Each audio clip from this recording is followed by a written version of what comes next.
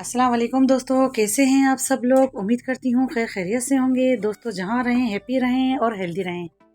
आप देख रहे हैं देसी किचन एच पर यूट्यूब चैनल। तो दोस्तों आज मैं आप लोगों के लिए लेकर आई हूँ बहुत ही मज़ेदार सी कढ़ाई बनाने की रेसिपी। इतनी मज़ेदार रेसिपी है कि आप घर के मसालों से ही बना लेंगे, आपको परेशान होने की बिल्कुल ज़रूरत नहीं।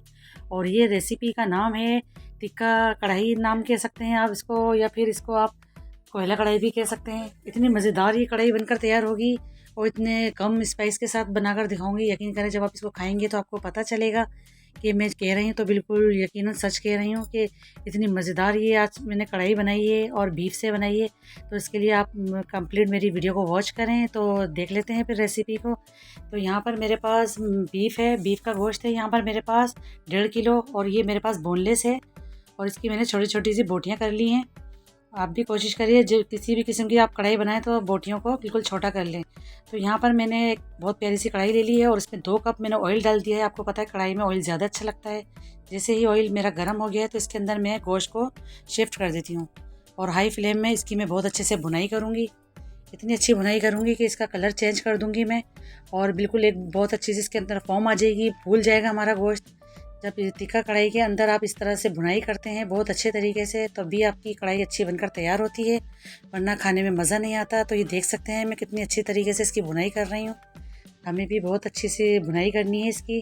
तो ये बहुत अच्छी इसकी भुनाई हो गई, सारा पानी इसका ड्राई हो चुका है। तो मैं इसके अंदर शामिल कर रही हूँ 3 टेबलस्पून भर के अदरक लहसुन का पेस्ट।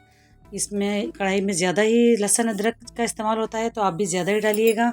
और फिर क्योंकि गोश्त भी मेरे पास 1.5 किलो है तो इसके अंदर मैंने 3 टेबलस्पून अदरक लहसुन का पेस्ट शामिल कर दिया है। इसको भी मैंने 3-4 सेकंड तक इसको अच्छे से भून लिया है ताकि इसका भी कच्चापन ख़त्म हो जाए।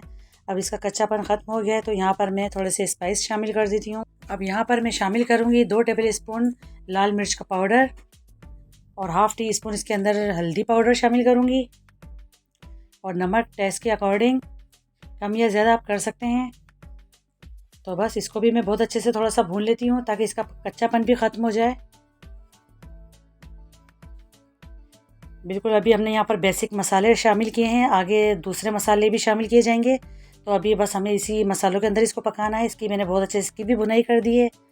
अब इसकी भुनाई हो चुकी है तो यहाँ पर मुझे थोड़ी मिर्च कम लग रही थी, मैंने शामिल कर दी थोड़ी सी और। अब यहाँ पर मैं इसके अंदर टमाटर शामिल करूँगी।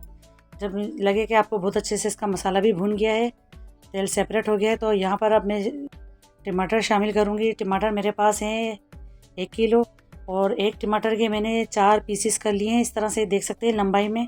तो बस मैं इसके ऊपर इसको रखती जाऊँगी इस तरह से। बहुत इजी, बहुत सिंपल, आसान रेसिपी है और यकीन करें इतनी मज़ेदार ये रेसिपी है। आप इसको मेरे कहने से इसको ज़रूर ट्राई कीजिएगा, आपको बेहद पसंद आएगी।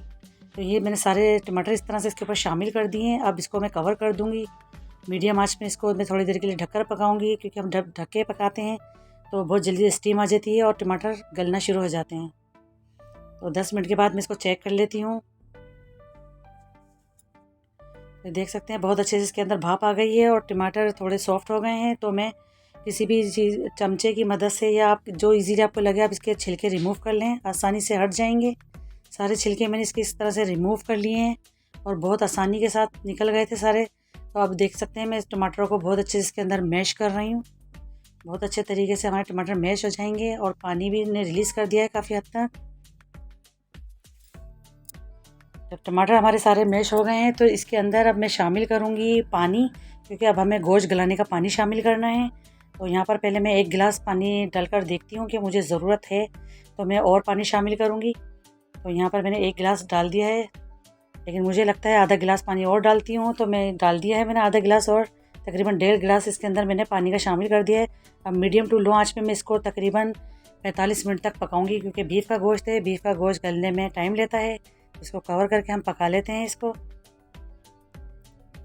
तो ये देख सकते हैं माशाल्लाह से 45 मिनट हो चुके हैं इसको पकते हुए। बहुत अच्छे से हमारा गोश्त कुक हो रहा है और काफ़ी हद तक पक चुका है, देखने से ही पता लग रहा है। तो यहाँ पर हम गोश्त को भी चेक कर लेते हैं, क्योंकि अगर आपका गोश्त गला हुआ नहीं होगा तो हमें खाने में बिल्कुल भी मज़ा नहीं आएगा। तो गोश्त गला हुआ होना बहुत ज़रूरी। तो ये देखें माशाल्लाह से कितना अच्छा गोश्त गल चुका है। अब यहाँ पर मैं इसका पानी ड्राई करूँगी। जब पानी ड्राई हो गया है यहाँ पर तो मैं इसके अंदर दही शामिल कर रही हूँ। दही मेरे पास था तकरीबन 200 ग्राम, 1 प्याली के करीब मैंने इसके अंदर दही शामिल कर दिया है और इसके अंदर कुछ मसाले शामिल कर रही हूँ मैं। 1 टेबल स्पून ज़ीरा है कूटा हुआ, और 1.5 टेबल स्पून साबुत धनिया, उसको भी मैंने कूट लिया है, और काली मिर्च 1 टेबल स्पून है, और कसूर की मेथी भी 1 टेबल स्पून इसके अंदर शामिल किए मैंने। और ये आपको इसी स्टेज पर ही डालने पड़ेंगे ये मसाले, तभी इसकी खुशबू आएगी, वरना आप इसको अगर पहले डाल देते हैं तो बिल्कुल भी ज़ाया हो जाएगी, इसकी खुशबू ज़ाइल हो जाएगी, जो खाने में मज़ा नहीं आएगा। बस अब इसको हमें बहुत अच्छे से इसकी भुनाई करनी है। बहुत ही मज़ेदार सी हमारी कढ़ाई बनकर तैयार हो रही है। और इसी स्टेज में आपको मेरी वीडियो अच्छी लग रही तो प्लीज़ लाइक करिए, शेयर करिए, घंटी के बटन को भी दबाएं, ताकि मेरे आने वाली वीडियोस का नोटिफिकेशन सबसे पहले आपको देखने को मिले। तो अब यहाँ पर मेरे से थोड़ी सी वीडियो मिस हो गई थी। जब मेरी कढ़ाई बिल्कुल रेडी हो गई थी तो मैंने यहाँ पर कोयले को सुलगा के इसको स्मोक दे दिया था, इसके अंदर हरी मिर्चें शामिल कर दी थी। कैमरा मेरा ऑफ हो गया तो मैं आपको नहीं दिखा सकी थी, तो बस ये लास्ट में मैंने यही काम किया, मैंने कोयले का इसको दम दिया था। और मैं इसको निकाल रही हूँ बाहर, इसका काम ख़त्म हो गया है 15 मिनट के बाद, और सारी स्मोक हमारी इस कढ़ाई के अंदर आ चुकी है। अब यहाँ पर मैं अदरक की स्लाइस शामिल कर देती हूँ।